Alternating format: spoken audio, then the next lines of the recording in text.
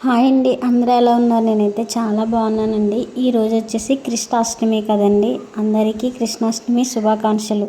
అన్ని అవతారాలలో ఈ కృష్ణ అవతారం మానవుడికి చాలా దగ్గరవుతుంది. ఈ కృష్ణాష్టమికి కట్టగా కృష్ణునికి 5252వ పుట్టినరోజు. నేను ఈ కృష్ణాష్టమిని ఎలా జరుపుకున్నానంటే చాలా సింపుల్గా అయితే చేసుకున్నానండి.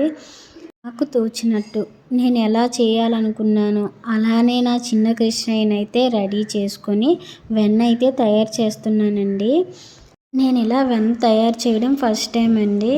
చాలా బాగా అయితే వచ్చింది. కృష్ణయ్యకి అయితే వెన్న పెట్టేసుకొని దండం అయితే పెట్టేసుకున్నానండి. గుడికి అయితే వెళ్దామని చెప్పేసి గుడికి అయితే బయలుదేరాము. గుడి దగ్గరికి అయితే వచ్చేసామండి. చూడండి ఒకసారి రాధాకృష్ణులు ఎంత అందంగా అలంకరించారో కదా. వీళ్ళు వచ్చేసి మా ఊళ్ళో వాళ్ళేనండి.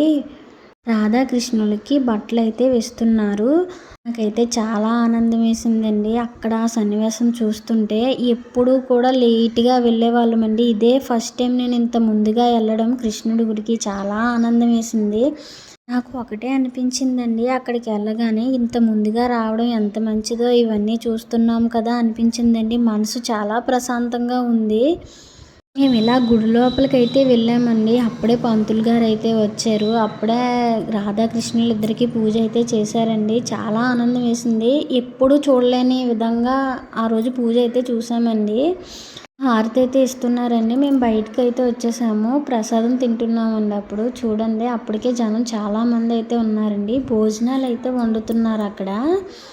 అలా కాసేపు అయితే కూర్చున్నామండి. అలా ఒకసారి ఆ రాధాకృష్ణులకి దండం పెట్టేసుకొని ఇంటికైతే బయలుదేరిపోయామండి. ఇంటికైతే వచ్చేసాము. రాధాకృష్ణులకి వెన్న అయితే తయారు చేశానని చెప్పాను కదండి. వెన్న అయితే పెట్టుకొని దండం అయితే పెట్టుకున్నానండి. మీరంతా నా చిన్న కృష్ణయ్యని అయితే చూడండి. నేనైతే ఇలా పువ్వులతో అలంకరించుకున్నానండి. కనకాంబరం మాల అయితే కట్టాను, అది కూడా పెట్టానండి. ఈ కృష్ణాష్టమి అయితే నేను ఎప్పుడు ఇలా చేసుకోలేదండి. ఇదే ఫస్ట్ టైం నేను ఎలా చేసుకున్నాను. ఈ కృష్ణయ్య మా ఇంటికి వచ్చి అయితే 2 సంవత్సరాలు అవుతుందండి. ఇప్పుడు ఇలా పూజలు చేసి పువ్వులు పెట్టడం అనేది చేసేదాన్ని కాదండి. మామూలుగా ఉంచేసేదాన్ని. నేను ఎప్పుడైతే భగవద్గీతను కొని తెచ్చుకున్నానో అప్పటి నుంచి నాకు కృష్ణుడిని ఇలా పూలతో అలంకరించడం, కృష్ణుడిని ఆరాధన చేయడం అయితే మొదలు పెట్టానండి. నిజంగా ఆటోమేటిక్గా ఆ భగవద్గీత చదవడం వల్ల ఎవరైనా సరే కంపల్సరీ కృష్ణుడికి దగ్గర అవ్వాల్సిందే. ఏదో ఒక రూపంలో ఆయన కొలుచుకుంటానే ఉంటారు. నా కృష్ణాష్టమి నేను ఇలా జరుపుకున్నాను. వీడియో కానీ నచ్చినట్లయితే లైక్ చేయండి, షేర్ చేయండి, సబ్స్క్రైబ్ అయితే చేసుకోండి. బాయ్.